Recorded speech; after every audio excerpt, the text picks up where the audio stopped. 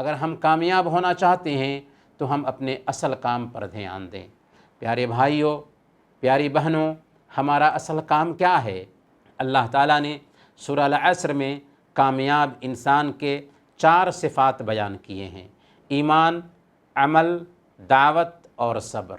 یہ 4 صفتیں اگر ہمارے اندر پیدا ہو گئیں تو ہم کامیاب ہیں۔ ایمان آ گیا، ایمان کے مطابق عمل کرنے لگے، ابھی بھی کامیاب نہیں ہیں جب تک کہ ہم دوسروں کو اس کام کی طرف دعوت نہ دیں جس کی سچائی کو ہم نے اپنایا ہے، اس سچائی کی طرف دوسروں کو بلائیں نہیں، تب تک کہ ہم کامیاب نہیں ہیں۔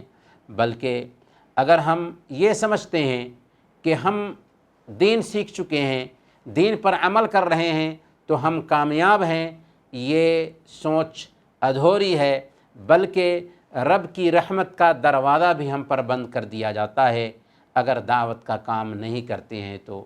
ذرا یہ حدیث سنیے، صحیح ابن حبان کی روایت ہے، حضرت عائشہ صدیقہ رضی اللہ تعالی عنہ بیان فرماتی ہیں کہ ایک دن اللہ کے رسول صلی اللہ علیہ وسلم ہمارے پاس تشریف لائے، ہم نے آپ کے چہرے سے بھانپ لیا کہ کوئی خاص بات ضرور ہے۔ آپ نے وضو کیا، کوئی بات نہیں کی اور گھر سے نکل گئے، مسجد گئے۔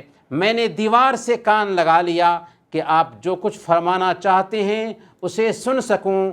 آپ ممبر پر بیٹھے، اللہ کی حمد و ثنا بیان فرمائیں اور اس کے بعد کہا: یا ایھا الناس ان اللہ تبارک و تعالی یقول لکم مروا بالمعروف وانہوا عن المنکر قبل ان تدعونی فلا اجیبکم وتسألونی فلا اعطیکم وتستنصرونی فلا انصرکم۔ اے لوگو، اللہ تعالیٰ تمہیں فرماتا ہے کہ بھلائی کا حکم دو اور برائی سے روکو، اس سے پہلے کہ تم دعا کرو اور میں تمہاری دعا قبول نہ کروں، مجھ سے سوال کرو اور تمہارا سوال پورا نہ کروں، مجھ سے مدد مانگو اور میں تمہاری مدد نہ کروں۔ آپ صلی اللہ علیہ وسلم نے اس کے علاوہ اور کچھ نہیں فرمایا اور ممبر سے اتر آئے۔ پیارے بھائیوں، ذرا تصور کرو، اللہ کے نبی صلی اللہ علیہ وسلم گھبرائے ہوئے مسجد میں داخل ہوتے ہیں تاکہ صحابہ کو خطاب فرمائیں، لیکن آپ نے لمبی چوڑی تقریر نہیں فرمائی۔ کیا کہا؟ رب کا ایک پیغام سنا دیا۔ پیغام کیا تھا؟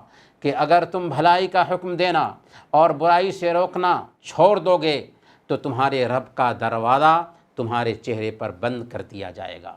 اب تم لاکھ دعا کرو، مانگو، گر گراؤ، سوال کرو، لیکن تمہاری دعا اور تمہارے سوال پر دھیان نہیں دیا جائے گا، تمہاری کوئی مدد نہیں ہو سکے گی۔ یہ پیغام ظاہر میں تو بہت معمولی پیغام ہے، لیکن یہ معمولی نہیں ہے، بلکہ اس میں ہماری ڈیوٹی بتائی گئی ہے اور ڈیوٹی نہ کرنے کے انجام سے ہمیں آگاہ کیا گیا ہے۔